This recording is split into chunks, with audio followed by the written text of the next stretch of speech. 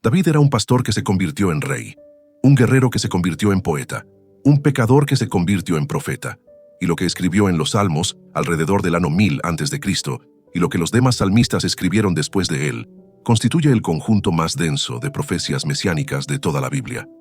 No son alusiones vagas, no son metáforas que podrían aplicarse a cualquier persona en cualquier época. Son coordenadas precisas, anatómicamente específicas, históricamente verificables, que describen con detalle desconcertante la vida, la muerte, la resurrección y el reinado eterno del Mesías.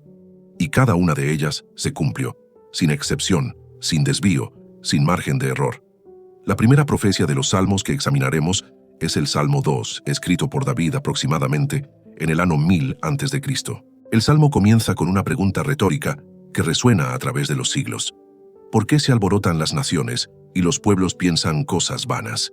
Los reyes de la tierra se levantan y los príncipes consultan unidos contra el Señor y contra su ungido. Y entonces la voz de Dios interviene con una afirmación que ningún rey humano podría hacer con legitimidad. Tú eres mi hijo, yo te he engendrado hoy. El Mesías de Dios no sería simplemente un representante humano de autoridad divina, como lo eran los reyes de Israel. Sería el propio Hijo de Dios. El Nuevo Testamento cita el Salmo 2 más veces que cualquier otro texto del Antiguo Testamento, y en 3 momentos cruciales. En el bautismo de Jesús, donde una voz del cielo dijo, «Este es mi Hijo amado». En la transfiguración, donde la misma voz repitió la declaración. Y en la resurrección, donde Pablo en Hechos 13 afirmó que la resurrección fue el cumplimiento literal de esta profecía. David no sabía que estaba escribiendo sobre el Hijo de Dios, pero lo estaba, y el cumplimiento fue absoluto. La segunda profecía es el Salmo 16, versículos 8 al 11.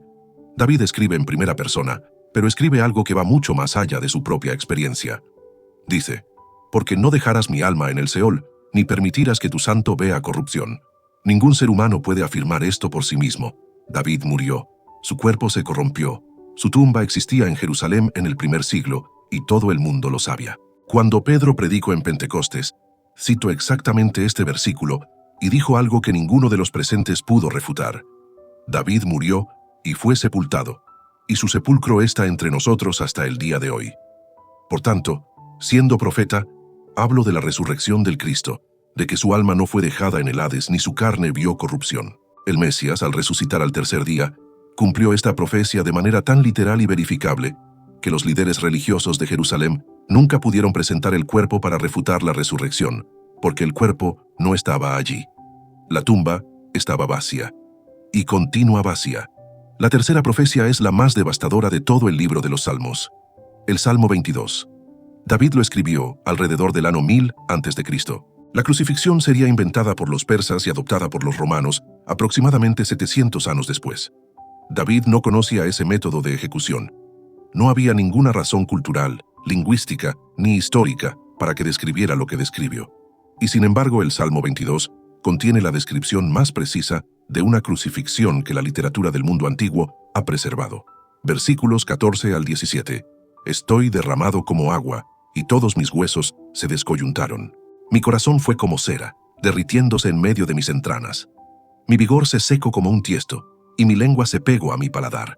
Me has puesto en el polvo de la muerte, porque perros me han rodeado. Me ha cercado cuadrilla de malignos. Horadaron mis manos y mis pies. Y el versículo 18. Repartieron entre sí mis vestidos, y sobre mi ropa echaron suertes. 4 soldados romanos al pie de la cruz. 4 prendas de ropa, una túnica sin costura. Echaron suertes para no rasgarla, exactamente como el Salmo 22 lo había descrito 1000 años antes. La precisión es tan absoluta que el propio texto del Salmo permaneció sin sentido para los intérpretes durante siglos, hasta que la crucifixión surgió como realidad histórica y cada detalle encontró su lugar. La cuarta profecía es el Salmo 24, versículos 7 al 10, que describe con una entrada triunfal en Jerusalén, con un lenguaje que pertenece exclusivamente a un ser de naturaleza divina. Alzad, oh puertas, vuestras cabezas, y alzaos vosotras, puertas eternas, y entrará el Rey de Gloria. ¿Quién es este Rey de Gloria? Jehová de los ejércitos. Él es el Rey de Gloria. La estructura litúrgica de este salmo era utilizada en las grandes fiestas de Israel. Y cuando Jesús entró en Jerusalén montado en un asno, con la multitud extendiendo mantos y ramas de palmera delante de él, la pregunta que el Salmo 24 hace resuena con una fuerza inescapable. ¿Quién es este Rey de Gloria que entra en Jerusalén? La respuesta que el Salmo da es la misma que los discípulos confesaban. Es el Señor de los ejércitos, no un rey humano, el propio Señor. La quinta profecía es el Salmo 45, el salmo nupcial que describe al rey mesiánico con atributos que exceden a cualquier ser humano que haya existido. El versículo 6 dice directamente: «Tu trono, oh Dios, es eterno y para siempre». El salmista se dirige al rey con el título de Dios, en hebreo, Elohim.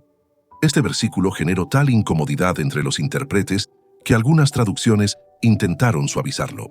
Pero la carta a los Hebreos, en el capítulo 1, cita exactamente este versículo al hablar de Jesús, y dice que Dios el Padre se dirige al Hijo con estas palabras: «Tu trono, oh Dios, por los siglos de los siglos».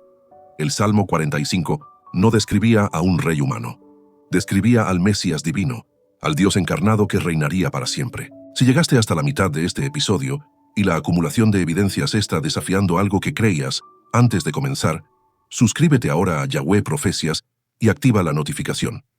Cada episodio de este canal está construido sobre el mismo fundamento: el texto hebreo original, las fuentes académicas primarias y el cumplimiento histórico incontestable. No son opiniones, son hechos registrados que esperan un examen honesto. La sexta profecía es el Salmo 69, versículo 21, que describe con perturbadora precisión un momento específico de la crucifixión. «Me dieron además hiel por comida, y en mi sed me dieron a beber vinagre». Este versículo parece a primera vista una queja poética de persecución, pero el Evangelio de Juan, en el capítulo 19, registra que los soldados ofrecieron a Jesús una esponja empapada en vinagre poco antes de su muerte, y que eso ocurrió para que la Escritura se cumpliera. El Salmo 69 fue escrito por David aproximadamente 1000 años antes de ese momento. El cumplimiento es literal, específico, verificable, y ocurrió en un contexto en el que las autoridades romanas que supervisaban la ejecución ciertamente no estaban preocupadas por cumplir profecías hebreas. La séptima profecía es el Salmo 72, el Salmo de Salomón, que describe un reinado que excede a cualquier reino humano que haya existido. Versículos 8 al 11. «Dominará de mar a mar, y desde el río hasta los confines de la tierra. Los reyes de Tarsis y de las costas traerán presentes. Los reyes de Seba y de Arabia ofrecerán tributos. Todos los reyes se postrarán delante de él. Todos los pueblos le servirán». Ningún rey humano cumplió esta profecía. Salomón, por glorioso que fuera, no dominó de mar a mar ni recibió la sumisión de todos los reyes de la tierra.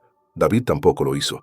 Ningún rey de Israel lo hizo. El Salmo 72 no era la descripción de un reinado pasado, era la descripción de un reinado futuro, de un Mesías cuyo dominio no tendría fronteras geográficas ni límite temporal.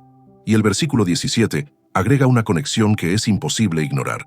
«En él serán benditas todas las naciones, y todos le llamarán bienaventurado». Es el mismo lenguaje del Génesis 12 sobre la simiente de Abraham. El círculo genealógico y profético se cierra de nuevo en torno al mismo punto. La octava profecía es el Salmo 110, el salmo más citado en el Nuevo Testamento, y la profecía mesiánica más provocadora de todo el Antiguo Testamento. David escribe: «Dijo Jehová a mi Señor, siéntate a mi diestra, hasta que ponga a tus enemigos por estrado de tus pies». Y en el versículo 4, Jehová juró y no se arrepentirá: «Tú eres sacerdote para siempre, según el orden de Melquisedec». Dos títulos de naturaleza imposible para cualquier ser humano ordinario: Señor de David y sacerdote según el orden de Melquisedec. David llamaba al Mesías su Señor. ¿Cómo podría el Mesías ser al mismo tiempo descendiente de David y Señor de David? Solo si fuera algo más que un ser humano común. Y en cuanto al sacerdocio, según el orden de Melquisedec, la ley mosaica prohibía que el mismo individuo fuera rey y sacerdote. Los sacerdotes venían de la tribu de Levi. Los reyes venían de la tribu de Judá. Ningún ser humano podía hacer legalmente las dos cosas al mismo tiempo dentro del sistema de Israel. Pero Melquisedec, el misterioso rey sacerdote de Salem, que aparece en Génesis 14, no era levita ni judaíta. Era un orden sacerdotal anterior a la ley de Moisés. Y el Salmo 110 declara que el Mesías sería sacerdote en ese orden anterior, trascendiendo las categorías de la ley mosaica. La carta a los Hebreos dedica 4 capítulos enteros a explicar este versículo. Jesús, descendiente de Judá y no de Levi, no podía ser sacerdote por la ley mosaica, pero era sacerdote según el orden de Melquisedec, exactamente como el Salmo 110 lo había declarado 1000 años antes. La novena y última profecía de los Salmos en este episodio es el Salmo 118, versículos 22 y 23. La piedra que desecharon los edificadores ha venido a ser cabeza del ángulo. De parte de Jehová es esto, y es cosa maravillosa a nuestros ojos. Esta profecía fue cumplida con una ironía histórica que solo Dios podría haber orquestado. El Mesías fue presentado a los líderes religiosos de Israel, a los edificadores de la nación, a los fariseos, a los escribas, al Sanedrín, al sumo sacerdote, y fue rechazado. Formal, institucional, deliberadamente rechazado. Ese mismo rechazo fue lo que lo convirtió en la piedra angular. Fue a través del rechazo, del juicio, de la condena y de la crucifixión que el Mesías se convirtió en el fundamento sobre el que la Iglesia universal sería edificada. El propio Jesús citó el Salmo 118 al hablar de sí mismo delante de los mismos líderes que lo rechazarían. Él sabía que estaba cumpliendo esta profecía, y ellos, al rechazarlo, estaban, sin saberlo, cumpliéndola también. Dios usó hasta el rechazo humano para cumplir su palabra con precisión absoluta. Antes de cerrar este episodio, es necesario decir algo sobre el conjunto de estas 9 profecías que es más poderoso que cada una de ellas individualmente. El Salmo 2 declara que el Mesías es el Hijo de Dios. El Salmo 16 declara que resucitaría sin ver corrupción. El Salmo 22 describe la crucifixión 1000 años antes de que existiera. El Salmo 24 lo identifica como el Rey de Gloria, el Señor de los ejércitos. El Salmo 45 lo llama Dios con trono eterno. El Salmo 69 describe el vinagre ofrecido en la cruz. El Salmo 72 describe un reinado universal sin fronteras. El Salmo 110 lo declara sacerdote eterno según el orden de Melquisedec. El Salmo 118 predice el rechazo que se convierte en fundación. Ninguna mente humana, escribiendo a lo largo de siglos, podría fabricar un sistema de coordenadas tan coherente, tan específico, tan verificable históricamente, que convergiera en un único punto de la historia. Esto no es coincidencia, es revelación, y es incontestable. Y hay algo que los salmos dejan abierto a propósito. El Salmo 2 habla de un reinado que va más allá del momento presente. Pídeme, y te daré por herencia las naciones, y como posesión tuya, los confines de la tierra. El Salmo 72 describe un dominio universal que todavía no se ha manifestado en su plenitud. El Salmo 110 dice: siéntate a mi diestra hasta que ponga a tus enemigos por estrado de tus pies. La palabra hasta indica un proceso aún en curso. Los salmos no describen solo una venida del Mesías, describen 2 fases de un reinado que la primera venida inició, pero no completo. Lo que los salmos prometen en su totalidad se sigue cumpliendo, y la segunda fase de ese cumplimiento será tan literal, tan específica e incontestable como todo lo que ya se ha cumplido. Suscríbete a Yahweh Profecías y comparte este episodio con alguien que necesite escuchar que el Dios de la Biblia no es un Dios de palabras vagas. En el próximo episodio, entraremos en Isaías. Comenzaremos en Isaías 7:14, la profecía de la Virgen. Pasaremos por Isaías 9:6, los nombres divinos del Mesías. Y llegaremos al capítulo 53, la profecía más devastadoramente específica de todo el Antiguo Testamento, escrita 700 años antes de su cumplimiento, preservada en un rollo de pergamino que fue escondido en una cueva en Qumran y descubierto en 1947, confirmando que el texto existía mucho antes de que Jesús naciera. Dios no falló en los salmos, no falló en ninguna de las 365 profecías, y no fallará en lo que todavía está por venir. Yahweh habló, Yahweh cumplió, el registro es eterno.